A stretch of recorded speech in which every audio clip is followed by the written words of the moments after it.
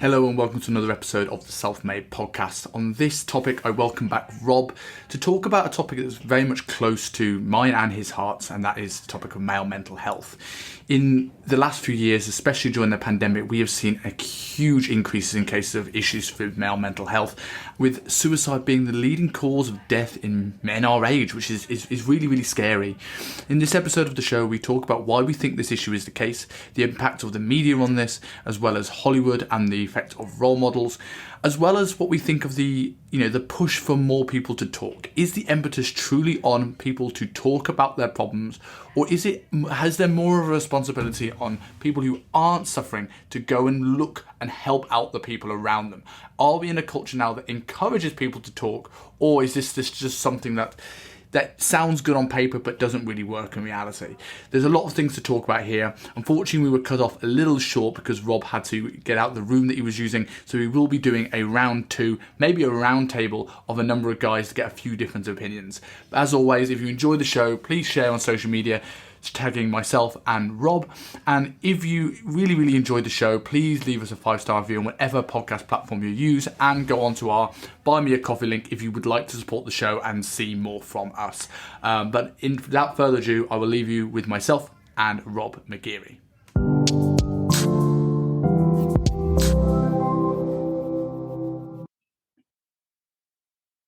So Rob, my semi-regular guest host, but I always enjoy these. He's like the quarterly specials every time I get you back on the show to chat about a number of topics, right? Last time we had a beer and we just put the world to right. This time we're going to probably do the same thing again without the alcohol. I wanted to talk a little bit about mental health this one. I think there's a lot of things now with how this year's gone with Rogan, Jimmy Carr, the cancel culture, the pandemic in general, and I certainly felt it this year with regards to my mental health. And have you watched the any of the stuff from Roman Kemp recently? I haven't. People keep telling me about it. So I haven't actually seen the documentary yet, but I listened to the Diary of a CEO with him, which was phenomenal, and it made me realise how important a topic this is, because it's the biggest killer of men our age. Exactly. It's like the biggest killer.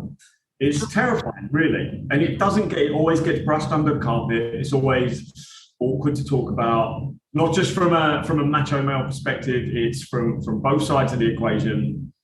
I don't know of anyone, for as long as I've been following this topic, I don't know of anyone who's really making massive strides to actually try and fix it.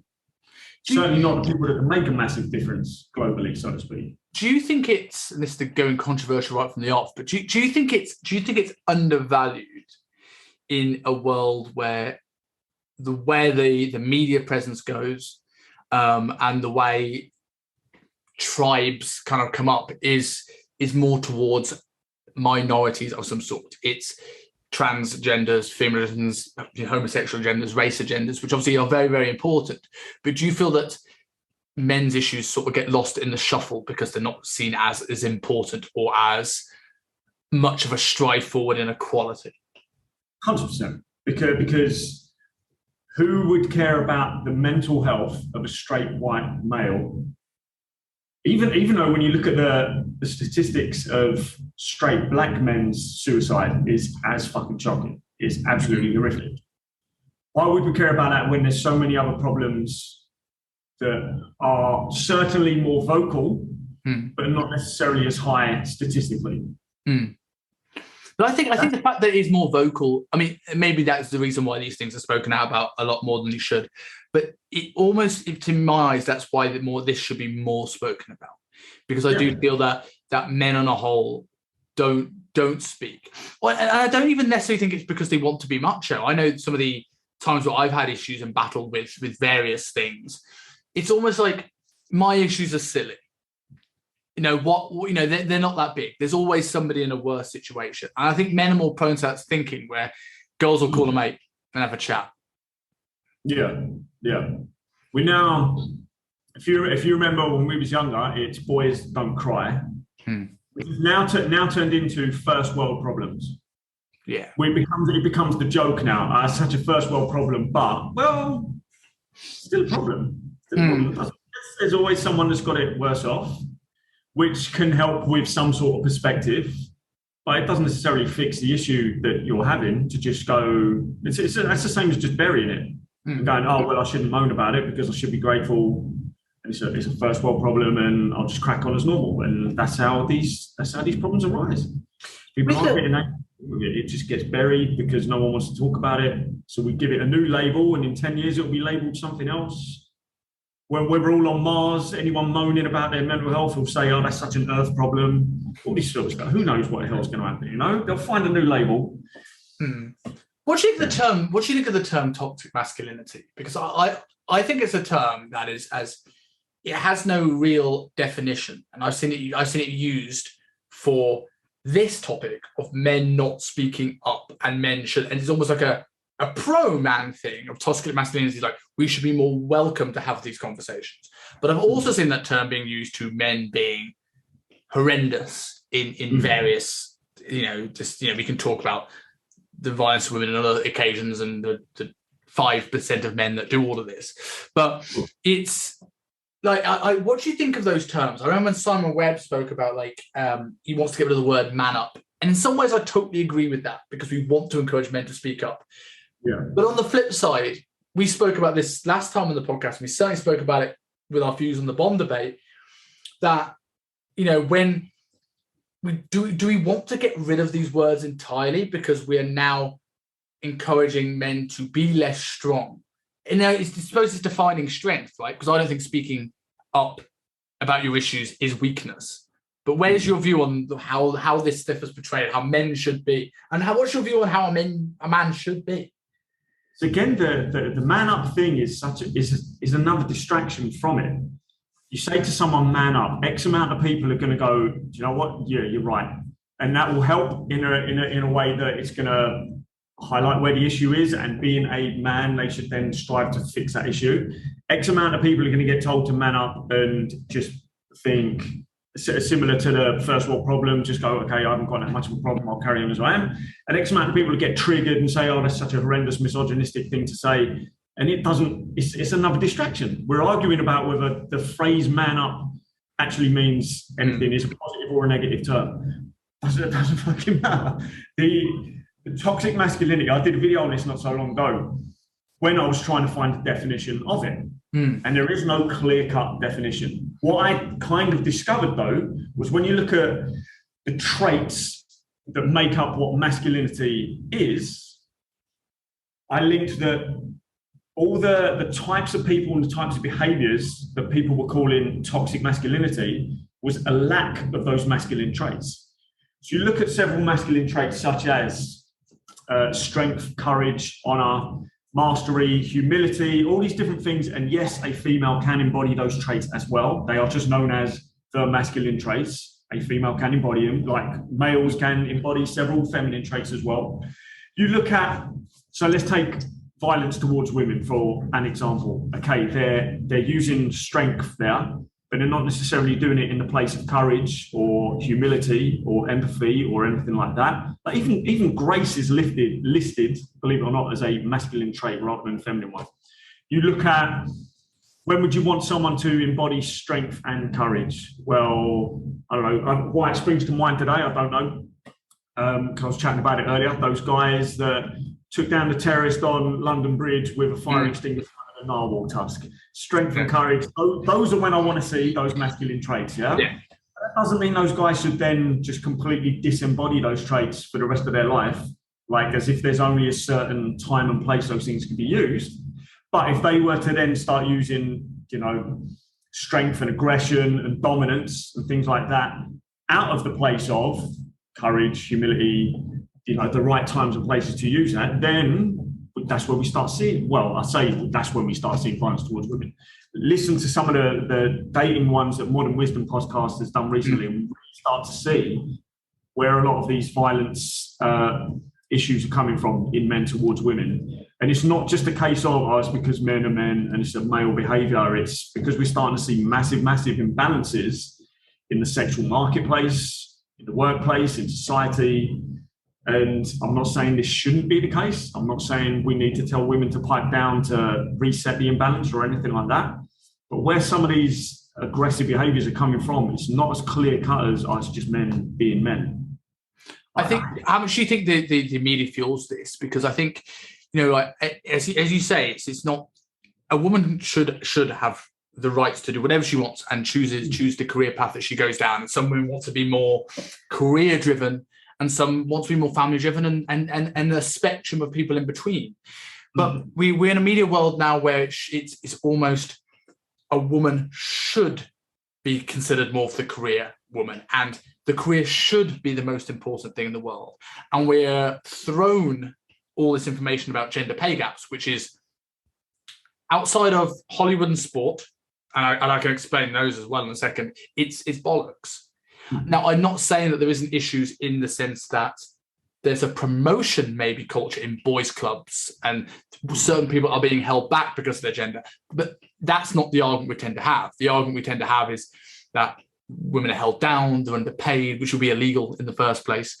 And it creates this animosity that they feel that there's a fight to be made, which creates this, I don't want to make out that any woman deserves anything that happens to them, but you create this almost like anger between the sexes that probably isn't there. And when I looked at we spoke about this before, about the Not All Men movement, and I thought, like, the thing that frustrated me about that was not about the assumption that all men need to do better when we know it's about 5% of men contributing to about 80% of these issues. But it was the fact that there are probably so many men that would want to help out, but now feel that they can't get involved because they know they're going to get pounced upon or say something wrong or become the bad guy in this argument. So, like, this is a very long-winded way to someone say, like, how do you feel the media plays a role in this argument, but generally in the issues of mental health? Like, do you think it makes things worse, is what I'm saying? 100%. It's the media thrives on division. And if it didn't divide, it wouldn't exist. This is the biggest problem with it. This is why it still exists. It would have died out, but we moved into the internet and it figured out how it could tighten its grip on everyone. And now it's worse than ever because you have more access to it than ever, easier access. They can throw it in your face, whereas before you had to be watching a specific channel or picking a specific paper up to get enraged. And they thrive on it, man, because if you're divided, you're going to feel a certain emotion. Feeling that certain emotion means you're going to act a certain way, which means you're going to spend money on a certain thing. You're going to buy this, you're going to buy that, you're going to watch this, you're going to watch that. And they know all this. Studies have been done for decades, way before we really had the internet in its current incarnation. They know exactly what people are likely to buy when they're angry, when they're upset. They know this stuff. And so when most media companies are run by shareholders for other companies, and this is not even conspiracy stuff. This is not even conspiracy. War correspondents on CNN are the really dodgy ones, and then we can go into pharmaceutical companies. I saw something, and I'm not up on my American pharmaceutical, my American news broadcasters to know, and TV channels. There's only 2 American broadcasters that are not backed heavily by a pharmaceutical company, which is mad. Like, it doesn't necessarily, I'm not saying this means that things aren't legit, but you cannot trust the resource when things are going in like this. Exactly. And whatever happens, someone gets loaded. Someone gets absolutely stinking rich from whatever's going on. I won't use the words because, don't want a really little red flag on next to the podcast, but obviously the injection that most people would have had for an illness that took over the world over the last couple of years. Yeah. Yes, good thing. Cool. Nothing bad to say about it whatsoever. Yeah. But how many people were made millionaires that were probably 6-figure salary CEOs that are now millionaires based on that alone? And yes, that's the point of their company. It's there to provide for these things, stuff like that. And I'm sure some dodgy stuff went on in the back rooms as well, some handshakes, things like that to increase the amount they were getting. And that's probably down to, I can't say the exact link, obviously, because I don't have names, but there will be links between those guys, what papers they've invested in, or what media companies they've invested in, or vice versa, that will do each other favors. I'm not saying everyone sits in a darkened room and they've all got hoods on, and this guy who runs this company says, right, you're going to say this in your website and your paper, and that's going to. but they kind of know the mood that if they come at this particular story with this narrative, it's going to make people feel this way. And I'm not saying it's all pre-planned. It just kind of turns into this massive circle. And yeah. So what benefit do you think that the media would have for damaging the mental health of men? Why would this be a positive? If we were going with this thing of that there are people benefiting from everything the media puts out there, and what would be the gain? Like, people are going to ask this question, right? Of male mental health being smashed, because surely that is like any powerful woman, but that is they are also your future. Why would you want to bring these people down? What is your thoughts on this?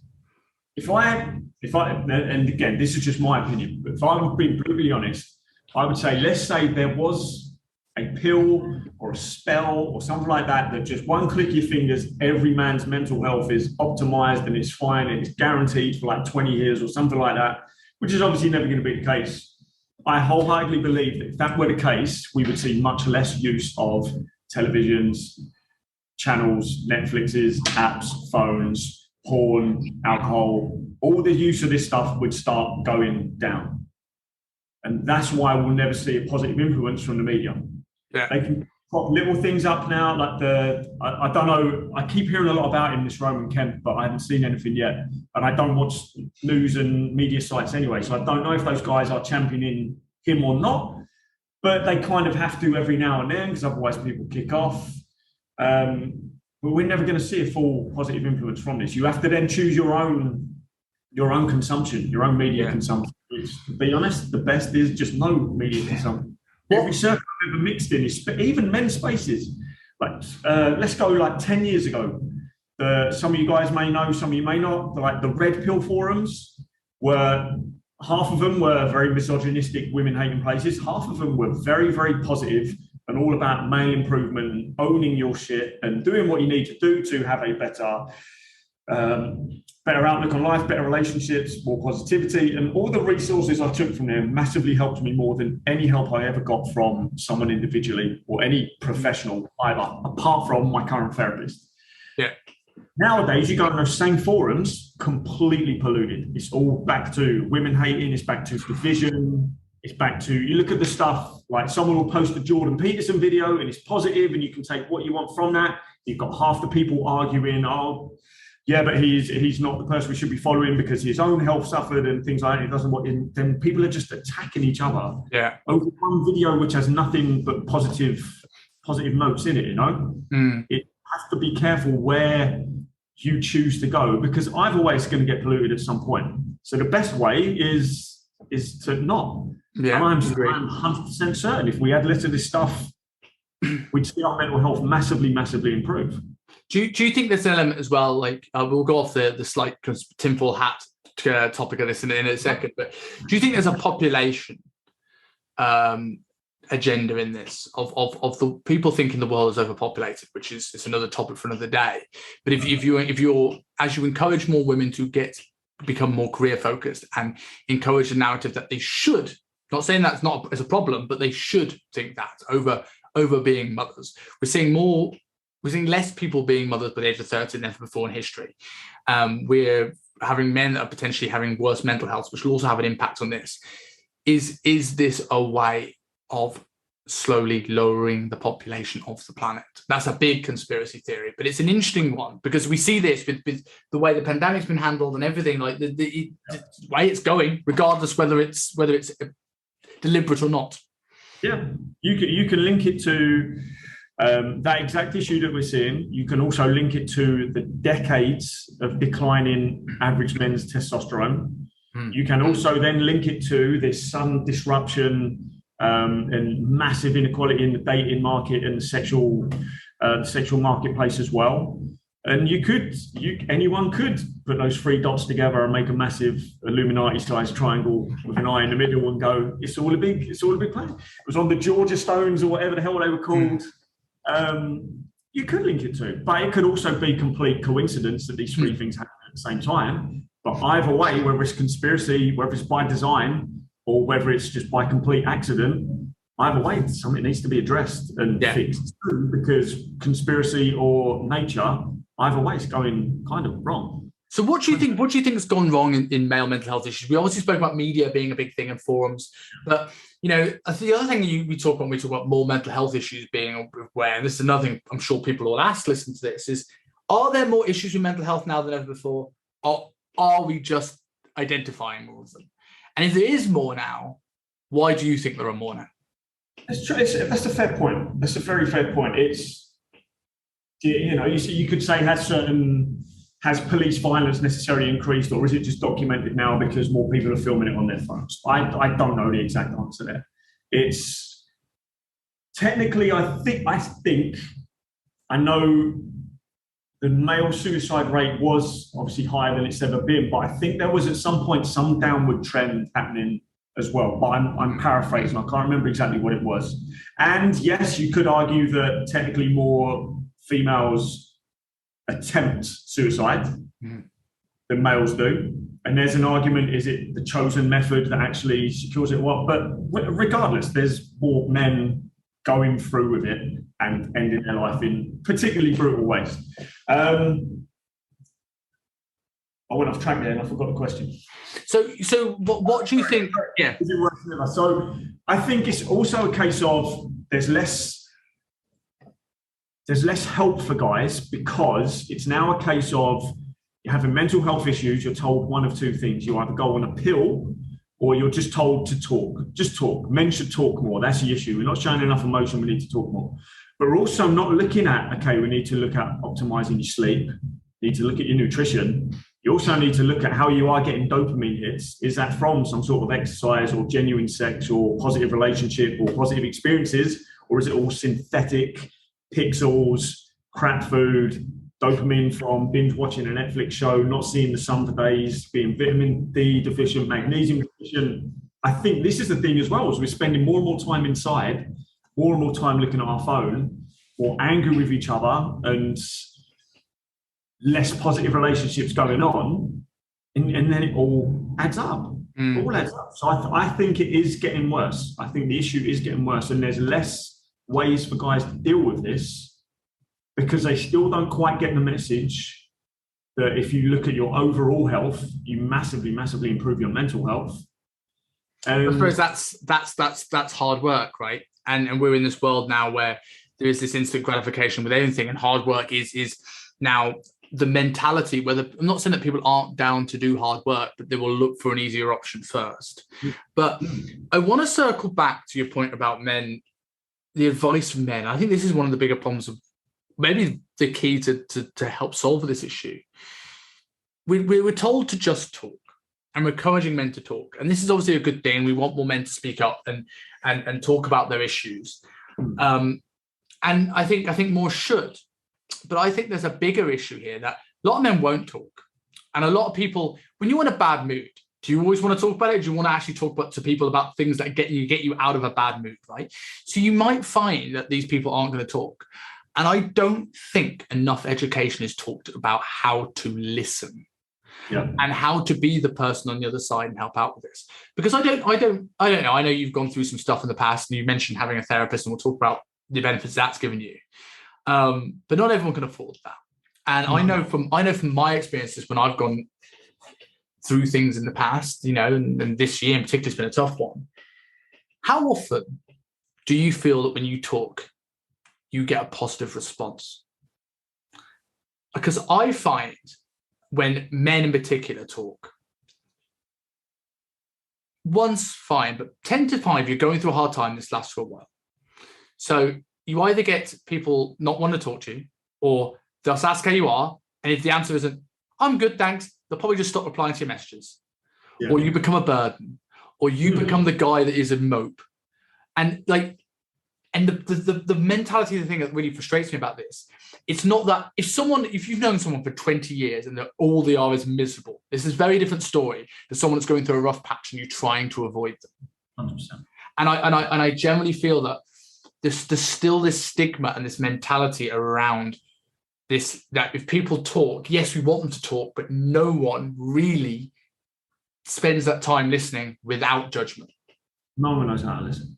The immediate responses will be, the majority of the time when someone needs to talk or attempts to talk, the immediate responses will be someone saying, yeah, but someone else has got it worse, or that person does one of two things that they do not need to do. They then try and solve the issue for that person, or they then start talking about their problems as well. Because they think, okay, if I create a bit of empathy, then, or, it's their chance to talk about their burdens as well, or it makes, you kind of realize that, yeah, you're not alone, everyone has issues, but you don't necessarily feel like that was a positive, like you don't feel like you got anything from it. This is the thing with, again, one of the major benefits of my therapist is she certainly doesn't then start talking about her problems. She certainly doesn't compare my problems to anyone else's, and she doesn't sit there and tell me how to fix it. Those are the three things that are never going to work, and that's what most people think needs to be done, and that's what most of what we see on TV in Hollywood anyway. When do you see a guy sit down and start talking, and the other actor actually just sits and listens? That's never in the script. Yeah, even what a real world scenario should be. Yeah, it's just listening. I always think as well, like, I don't know, without necessarily going directly into some of my issues, because I can't, but like it, and maybe this is part of the problem as well. But it's some of those things where I know that when I've had hard times, it's almost come across a negative kind of connotation. We encourage men to talk, but when men talk, people look at them negatively. They're the gossip. They're the person talking about other people behind the back. No, they're not. They're going through a hard time and they want to talk about it. And you're now labeling them in a certain way because of that issue, or everyone's trying to avoid them rather than trying to help. And I still think it's like, we talked about it. You talked about it earlier on with the sort of, it's a distraction. It's the get out of jail free card with the labeling things. Yeah. I sometimes think men need to talk. It's this cop out of taking away responsibility from us to go, right, how do I help somebody that I know, that I love, that is struggling? Because you don't want to have that conversation, and most people literally give back worse and make things worse. I think as a man in general, I've found some very good friends these days, but I have been more in my life discouraged from talking about problems than I have been encouraged. 100%. By my friends. We're not encouraging enough. We're not encouraging enough. And again, this is not to let people off the hook, but everyone's so busy and distracted in their own lives that I've been guilty of this. I will say to people, you keep an eye out for that mate that's gone quiet or that doesn't seem right. And you don't have to fix his problems. You just got to check in with him. Hey, mate, how you doing? And if it doesn't, try and strike up an honest conversation. I've been the guy saying that's what we need to do. And have I done that with everyone? Of course not. But did everyone do that with me? Not in the slightest. Yeah. Had people contacted me when I was in my darkest depths, would I have necessarily responded honestly? Probably not either. Okay. But because, again, fear of judgment, still trying to process emotions yourself. Yes. But there's definitely not enough. It's like so many people are so distracted and busy with everything going on that they wouldn't notice if someone is struggling or suffering. And then suddenly someone kills himself, and one of the first things people are saying is, I had no idea. If only you talked, he was always laughing, joking. Like, let's use Robin Williams as an example, one of the funniest men the planet has ever seen. Legit. And he killed himself. And one of the biggest things why that was so tough for people to take, myself included, is you're like, how could he have killed himself? It's like the happiest geezer alive. I don't know that for a fact. Only those who are super, super close to him know that. And yeah, I know there's been some documentary that there may have been other reasons behind it. I haven't seen that. I can't comment on it. But we don't know what's going on. We don't know what's going on. Was he seeing a therapist? I don't know. Was he talking to people close to him? I don't know. So who would have necessarily flagged up, my God, this guy is in a real, real bad place, about to kill himself? I don't think of all the people, and it's not a lot, all the people personally or close to me through acquaintances that have killed themselves. I've never known of anyone saying they were struggling for a while. It's always been a bit of a shock to them. I think of maybe one that said they just weren't happy for a while. But other than that, it's always a sudden, oh my God. And I think we have this, we small talk, right? It's part of the reason why I like podcasting. You can really have a good conversation with somebody where we have this stock answers to stuff, and no one digs. Hey mate, how are you? I'm good. And then we never ask. We never. This is something Roman Kemp talked about in his Diver CEO episode. He was like, go deeper. Ask generally if someone's okay. Are you though? Because, and like you were saying about you never know, because people, you don't know whether we're getting help or how long they've been suffering for stuff. And I think sometimes it is people who have been suffering for years. But I certainly think with male suicide in particular, and I can't speak for anyone that's committed suicide or women who commit suicide at all. But men are generally more impulsive, and I've seen firsthand. Even this year, I've probably had some of the darkest moments in my life this year, and how quickly it can deteriorate, how quickly within a month you can go from being in a really good space to really been struggling. And this lockdown, I felt that with me. And I know that my one of my uncle's best friends, someone I was very close to, killed himself, walked over a train, and he was very happy, but he freaked out when he had the birth of his second child, and it was bang like that. An impulsion. A lot of times suicide isn't, I've been sad for a while, I want to kill myself. It's that moment of, I can't, it's so much, I'm overwhelmed, I can't deal with this, I want it to stop. And I'd love, like, we have this Hollywood view that people leave notes with this 10-year confession of how unhappy they were. And in reality, people may not have even wanted to kill themselves. They were stuck, they were trapped, they were overwhelmed, they didn't know an escape, and there was a window open. And like that uncle I was telling you about, like a few years later, he's one of the happiest men I've ever known, but he lost his job and didn't commit suicide, but he potentially, volcated himself to it. Yeah. Volcated himself to death. And like, he would have never known that. He wouldn't have told you. And this is where I think, like, is it the fault of the fact that they didn't reach out for help, or did they look for distraction? We look at addiction. If we look at my uncle as an example, right? He reached for the bottle as a distraction.